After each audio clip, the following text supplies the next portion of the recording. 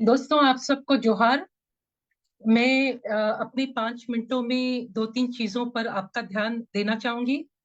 एक, कि हमें याद रहे कि हम जिस जगह की बात कर रहे हैं वहां पे जो सरकार और जो सीपीआई माओइस्ट के बीच का जो युद्ध है वो अब 20 साल से चल रहा है। और इस युद्ध में बहुत लोगों की हत्याएं हुई हैं, बहुत लोगों का विस्थापन हुआ है, बहुत घर जले हैं, बहुत कुछ हुआ है, बहुत ऑपरेशंस हुए हैं, तरह तरह के ऑपरेशंस हुए हैं। और आज का जो ऑपरेशन है वो जो अभी हम ऑपरेशन कगार की बात सुन रहे हैं, मगर ये 20 साल की अवधि है और उसको हम याद रखें। और इस 20 साल में मैं सबसे ज्यादा ध्यान बस्तर के जी जो आम जनता है उस पर देना चाहूंगी, क्योंकि बस्तर की आम जनता इस 20 सालों में बहुत तंग हुई है।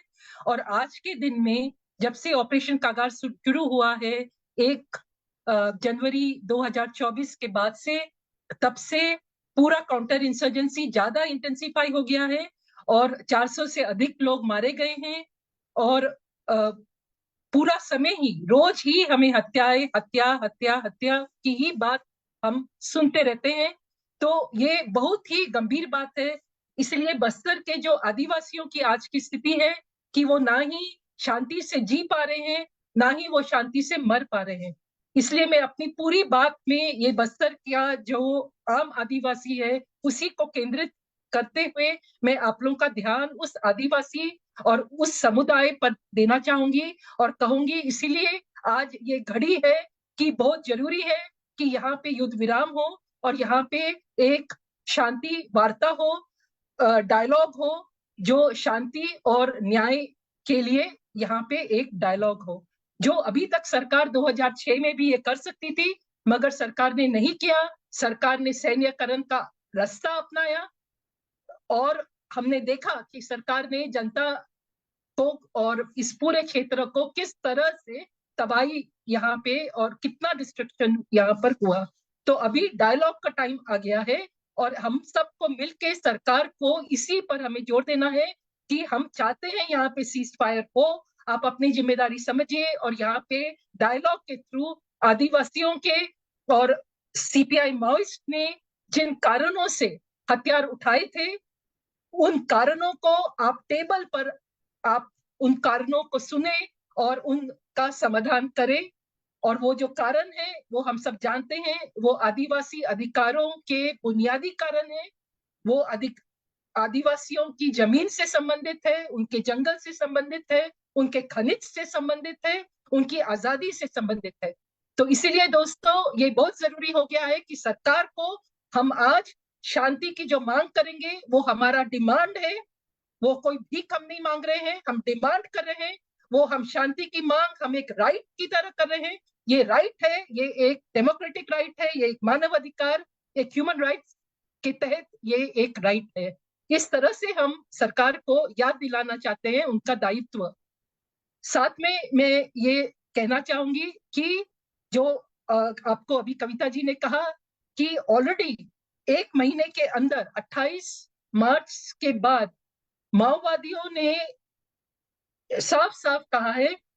और ये याद रहे कि माओवादी एक अंडरग्राउंड पार्टी है, इसलिए सबको ही, जिस तरह से हम आज बैठ के चर्चा कर रहे हैं उस तरह की चर्चा करने की स्थिति में नहीं रहते हैं वो लोग। इसके बावजूद उन्होंने एक नहीं मगर 4 बार उन्होंने प्रेस विज्ञप्ति दी है। प्रेस विज्ञप्ति के द्वारा उन्होंने अपनी बात बाहर पहुंचाने की कोशिश की है, जिसमें उन्होंने साफ साफ कहा है कि हम सीज फायर के लिए तैयार हैं। हम चाहते हैं कि सीज फायर हो, हम चाहते हैं कि हम डायलॉग के थ्रू हम पूरी बातें सरकार के सामने करें। और जो एक बहुत ही महत्वपूर्ण, एक बहुत इंटरव्यू उनके ही माओइस्ट के एक बड़े लीडर रुपेश ने बस्टर टॉकीज को दिया था, जो 22 अप्रैल को अपलोड हुआ था।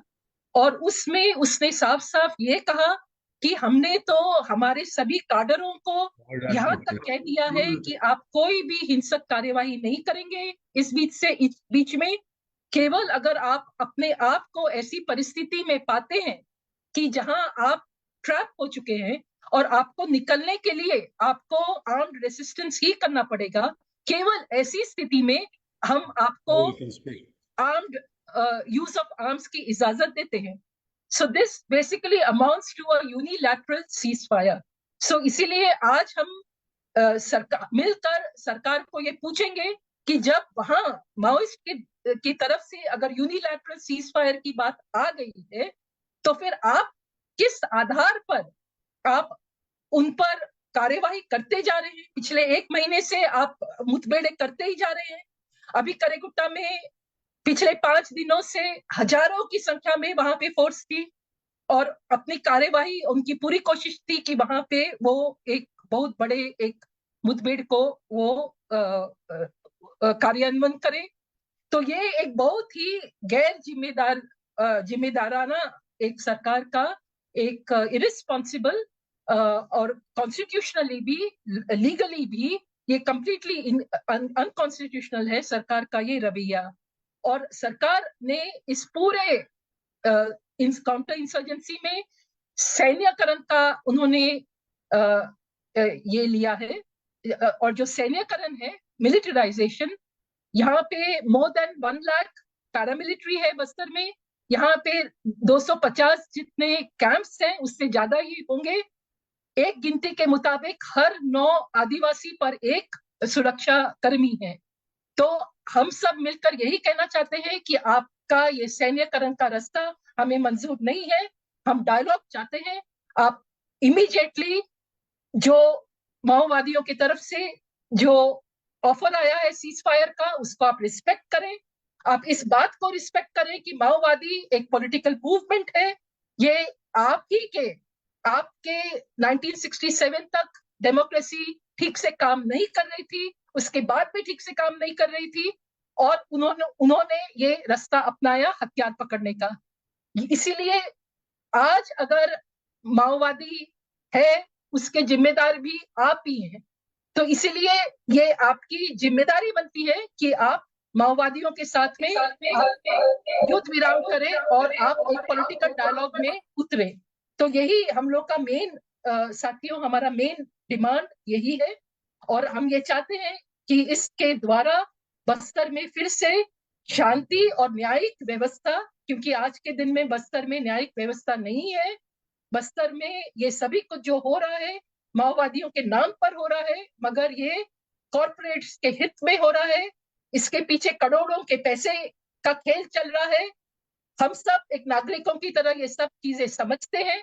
इसलिए हम एक जागृत नागरिक होने के कारण हम लोग ये डिमांड करते हैं सरकार से कि वो युद्ध विराम करे और पॉलिटिकल डायलॉग में उतरे. Bela, please summarize it in about 1 or 2 minutes in English, please. People are continuously writing. And Hargopal ji will go next. Meena, we had thought you would go next because he needs to speak and leave. So Bela, very quickly, and then Hargopal ji. Is Hargopal ji in? Go ahead, Bela. So friends, I was just saying that, in our discussion today, we keep in mind that the situation of Bastar and the crisis that Bastar is in is a situation that has been going on since the last 20 years. So people are living under the shadow of the gun for the last 2 decades. And it has really taken a toll on the Adivasi lives. Today, the situation is such that the Adivasis of Bastar are not able to live peacefully or die peacefully. And today, the situation since Operation Kagar began on the 1st of January 2024, when counterinsurgency intensified. Counterinsurgency, of course, was going on in the shape of various operations in the last 2 decades, and fake encounters, etc., were happening. But since 2024, it has intensified, and now it's a situation where almost every day people are dying. We keep hearing news about deaths, and so this has reached that proportion. And besides that, there is other kind of stuff going on, like forced surrenders, fabricated arrests, etc. So now the thing is this, that the government of India, despite many reports of the government itself, of independent bodies like the Planning Commission, where it was very clearly pointed out even in 2006, that the government should not take a security-centric view, but it should take a view where the rights of the Adivasis are respected. Only then can you contain agrarian unrest. But despite that, the government of India has taken a security-centric view. It has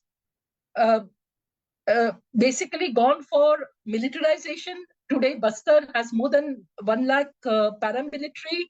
It has more than 250 camps. According to one estimate, for every 9 persons or in the population, there's one security personnel in Bastar today. These camps are every 3 or 5 kilometers. So it's like an occupation, one may say so. And now the thing is that the insurgency, which began in the shape of the Naxalite movement in 1967, and the CPI Maoist party, which has been functioning here before it was PWG, now it's CPI Maoist since 2004. It has a certain political basis to it. It is a political movement, and there are reasons why they took up arms. Now the thing is that this political party, this political insurgent movement in a democracy is now stating, since the last 1 month, it has been stating that we are now ready for ceasefire. We are willing to come and have a dialogue with the government. They have issued not 1 press release to this effect, but 4 press releases so far. And we have to appreciate that because it's an underground party, they are not in touch with each other. It is very difficult for them to send out communications. Despite that, they have sent 4 press releases so far stating exactly this, that we are ready for ceasefire. Please stop the operations. We are ready for ceasefire. That is one. Secondly, to a YouTube channel, Bastar Talkies, Maoist leader gave an interview. His name is Rupesh. It was uploaded on the 22nd of this month. You can see it yourself. It's a very long interview in which he very clearly mentions that we have actually told our cadre that you must desist from all violent activity and you should take recourse to arms only if you find yourself trapped. Now, this actually amounts to a unilateral ceasefire. Now, the first press release was on the 28th of March, and today we know what the date is. It's the 27th. So now, literally 1 month has passed, but there is no change whatsoever in the government operations on the ground. They are still going, they are having this very heavy operations on the ground, and which actually would amount to, could amount to massacres. So therefore, we have come to that point where we need to say very categorically that we demand that the government respect the offer of the CPI Maoists for ceasefire, that the government should come on the political table, that it should be an unconditional ceasefire. Sure. It should not say things like you give up your arms and then come.